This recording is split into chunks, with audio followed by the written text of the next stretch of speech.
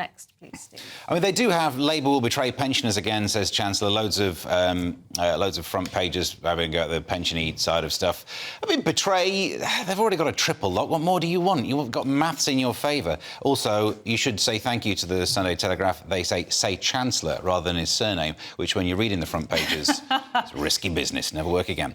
But they also have Cooper, training for jobless will end reliance on migrants, I think is an important story, because this is what we've talked about for ages, that as a nation we've relied on cheap labour coming from abroad, and what you want in an ideal situation, if you have unemployed people, is to employ them. It helps you out.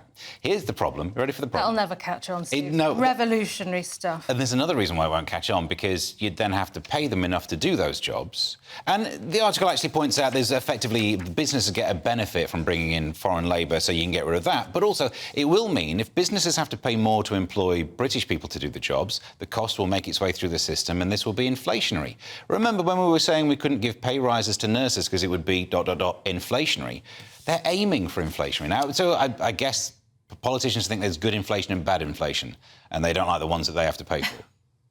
Well, yeah, OK, but we do want the minimum wage, not the minimum wage, but we'd like to think that poorly paid jobs wouldn't just get plugged by people who are prepared to work for next to nothing in terrible conditions, wouldn't we? Yeah, we should be paying more. I mean, the amount of money you'd need for me to be able to pick some fruit with my bad back is... I mean, I wouldn't get a lot of fruit as well. It would not be worthwhile for anyone. But, yeah, we should be paying these jobs should be actually paid enough to be able to live off, so you don't have to half-subsidise it through some weird tax credit. Trained up a few Brits to do all the Deliveroo stuff, then they would definitely have better conditions, wouldn't they? I mean, there are some people working in this country in just the most appalling conditions, not on the papers, not on the books, no rights. Bad stuff, Paul.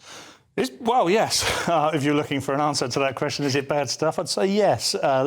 Poorly paid jobs for immigrants is bad stuff. But, I mean, the idea of training jobless will end reliance on migrants, well, that's what we should have done before Tony Blair opened the floodgates, and that's essentially when it started.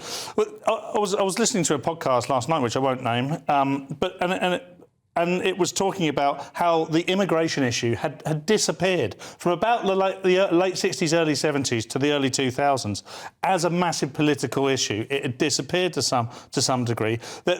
And it was reintroduced as a result of Labour trying to flood the market to build the economy again. And we just haven't stopped. And at that point, we were making complaints about tens of thousands of immigrants, net legal immigrants coming in. Now it's nearly 1 million. Nearly 1 million per year, which is a massive issue for us. So I would say this is a little bit after the horse has bolted. It'd be interesting to see, going back to the original story of Labour and betraying pensioners, these two things are linked, really, because they're at both ends of the scale. But it's all about the economy, and I can't see anything other than Labour managing a decline of the economy. Taxes are already extremely high under the Conservative Party, the highest taxing Conservative Party, I think, in all time. And Labour aren't exactly going to cut tax. They're not exactly going to cut taxes, particularly if they're going to try and fund pensions. So I think we end up with a managed decline. I don't know what happens because we've got some pretty stark choices, and